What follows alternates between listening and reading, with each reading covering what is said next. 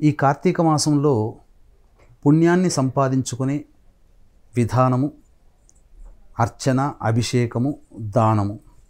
ఈ దానములో దీప ప్రజ్వలన, దీపదానము మహా విశేషమైనటువంటి ప్రభావం.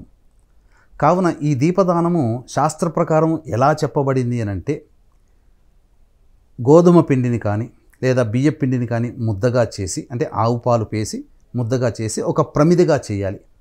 ఆ ప్రమిదిగా చేసినటువంటి దానిలో ముడిపత్తి మనం కొనుక్కోవాలి. బయట దొరికేటువంటి ఒత్తులు కాకుండా ముడిపత్తిని కొనుక్కొని 3 ఒత్తులు చేసి అందులో ఆవు నెయ్యిని కానీ నువ్వుల నూనె కానీ వేసి ఆ ఒత్తినంతా తడిపి వెలిగించి సూర్యోదయ ఉషఃకాలమందు కానీ సూర్యాస్తమయ సంధ్యాకాలమందు కానీ తమ స్వగృహంలో కానీ నదీ తీరమందు కానీ తటాకము దగ్గరనైనా కానీ విష్ణు శివ దేవాలయం అందు కానీ కనీసము రావి చెట్టు కిందనైనా కానీ ఒక సద్బ్రాహ్మణుడికి సంకల్ప విధానముగా దానము, దక్షిణ అనేటువంటిది ఇవ్వాలి.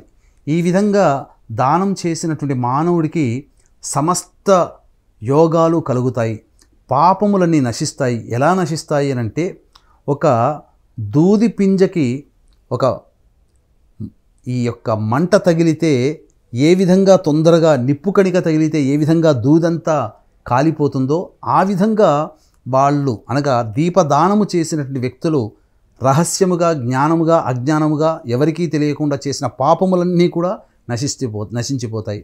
అలాగే కార్తీక పౌర్ణమి 5వ తారీఖు నవంబర్, ఈ యొక్క పర్వదినాన్ని పురస్కరించుకొని నవంబర్ 6వ తారీఖు రోజున కాశీ క్షేత్రంలో మీ జాతకరీత్యా కలుగు విద్య, వివాహ, ఉద్యోగ, దాంపత్య, అనారోగ్య సమస్యల నివారణకి, అలాగే రవి, బుధ, శుక్ర, శని గ్రహాల మార్పు కారణం చేత 12 రాశుల వారికి సంబంధించి ఇబ్బందులు, సమస్యలు ఉంటాయి. కాబట్టి ఆ దోష నివారణార్థమే 6వ తారీఖు రోజున సర్వదోష నివారణ పూజల హోమాలు మధ్యాహ్నం 3 గంటలకు ప్రారంభమవుతాయి.